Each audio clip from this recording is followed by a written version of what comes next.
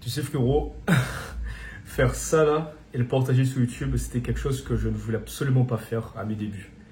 Je me rappelle de ma première vidéo sur ma chaîne YouTube. Juste avant de faire ça, j'avais vraiment peur pour le coup. Vraiment peur. J'avais peur de ce qu'allait penser mon entourage, mes parents, mes profs, mes camarades de classe.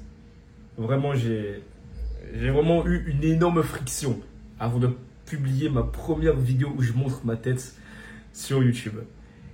Et tu sais quoi, je me suis dit, bon, j'ai qu'une vie, je vais mourir tout seul dans ma tombe, donc fuck that, je vais publier ma première vidéo sur ma chaîne YouTube.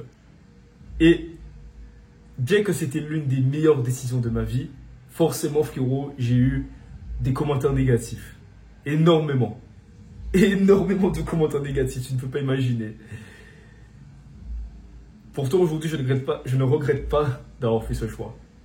Car aujourd'hui, tout mon entourage regarde mes vidéos. Imagine ça. Mes tontons, mes camarades au RSMA, ma coach en kickboxing, ma mère, mon père aussi, des fois, ça, voilà, genre. Bref, laisse tomber, tout le monde regarde mes vidéos. Et il m'encourage en fait à continuer, à ne pas lâcher. Aujourd'hui, maintenant, si tu veux, la vie des gens, ça me fait juste rire. Carrément, il y avait une fois dans une de mes vidéos, j'ai vu un commentaire, ça m'a fumé. C'est un gars, il m'a dit que je ressemble à Mbappé. Ok, bon, ben j'ai vu ça, j'ai rigolé.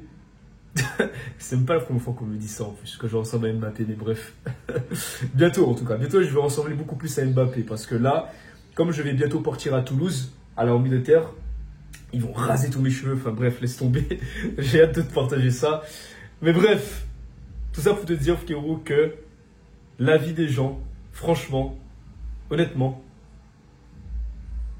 il faut absolument que tu commences dès maintenant à t'en soucier. Et c'est justement ce dont quoi nous allons parler dans cette vidéo. Je vais te partager une méthode en 3 étapes qui m'a permis de m'en soucier complètement de la vie des gens, du regard des autres. Et la première étape, c'est de premièrement adopter l'attitude du débutant. Par exemple, en boxe. Frérot, je me rappelle de la première fois où je suis entré dans un ring de boxe. Putain, je ne vais pas te mentir, j'avais peur. J'avais extrêmement peur. C'était quelque chose de nouveau. J'avais pas l'habitude de faire ça, de frapper dans un sac de frappe, de tenir ma garde. J'avais pas l'habitude de faire tout ça. Donc, au lieu de me dire, ah putain, j'ai peur de la vie des gens et tout, je suis pas fort, je me suis juste dit, bon, ben, je suis un gros débutant, je l'assume et je vais le dire aux autres. Je vais dire aux autres que voilà, je suis un débutant, comment on fait pour tenir sa garde, comment on fait pour frapper dans un sac, comment on fait pour déjà, premièrement, avoir la position. Ok, on doit mettre son pied ici, la jambe là en arrière, ok, d'accord, je tiens un peu ma garde comme ça, ok, tu vois. Adopter l'attitude de débutant, accepter que tu es un débutant, que forcément, bah, tu vas galérer.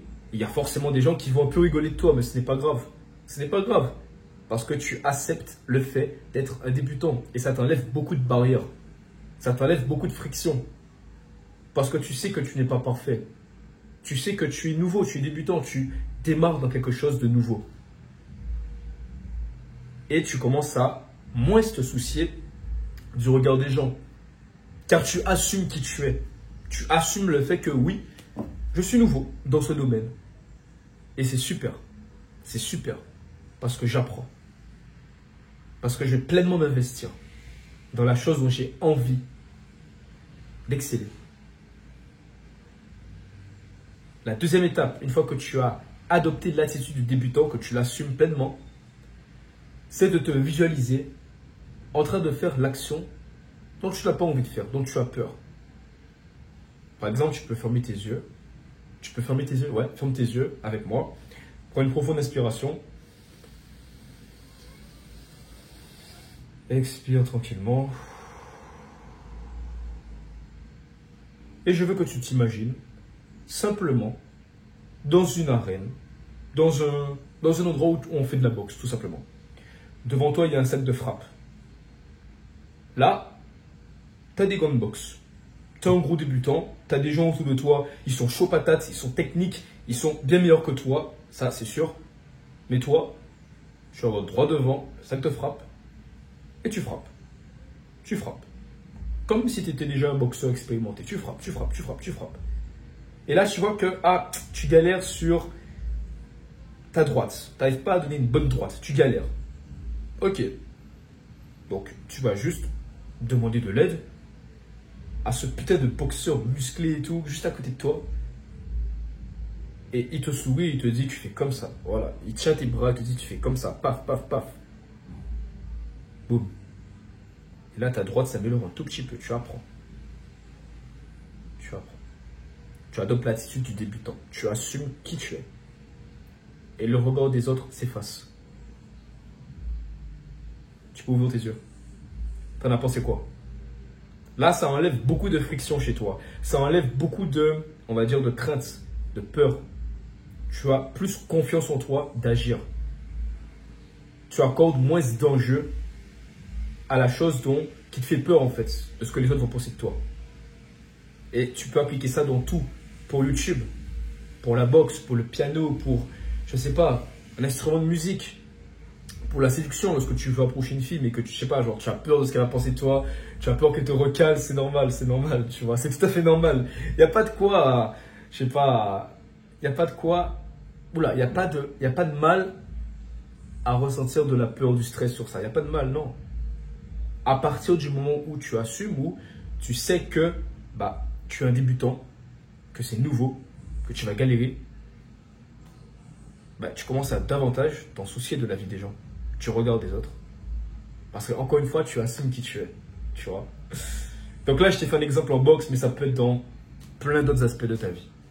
J'ai pris la boxe parce que c'est ce dans quoi je travaille. Tu vois.